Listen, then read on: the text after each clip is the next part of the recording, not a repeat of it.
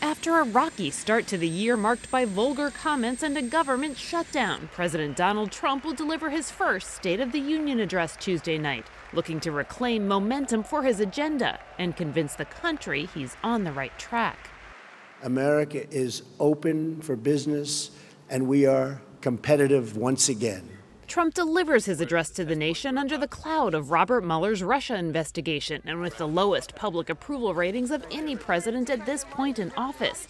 So expect the president to shine a spotlight on his successes, touting the recently passed tax cuts and the economy's booming performance. Our country is doing really well. Our economy is perhaps the best it's ever been.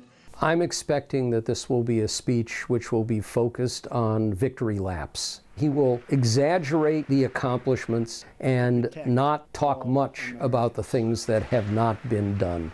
Trump will attempt to make headway on an issue at the heart of the government funding impasse: immigration. The president is proposing a pathway to citizenship for 1.8 million of the so-called dreamer immigrants, as well as $25 billion in funding for a border wall and other security measures. We're going to treat people very well, and we're going to solve a problem that is a very tough problem to solve.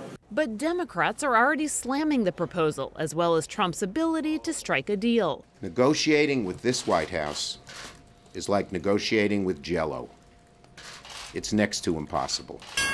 Trump will also preview his long-awaited infrastructure plan, proposing to put some $1.7 trillion into rebuilding the nation's crumbling roads and bridges. The White House hoping to find a rare area of potential compromise during the midst of a contentious midterm year. That's the kind of thing that could still get some bipartisan support. You know, what can be bad for bringing in a shovel-ready project into your district or your state as you're going into a re-election? On national security, Trump will praise his administration's progress on fighting the Islamic State group.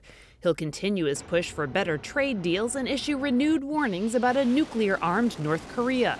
I've got to believe we will have at least one rocket man, if not two, mentions. I would expect that Trump is going to tout his Middle East policy, which is getting some acclaim and which, of course, is viewed rapturously by the Israelis. What I don't expect is that he will say much of anything about Russia.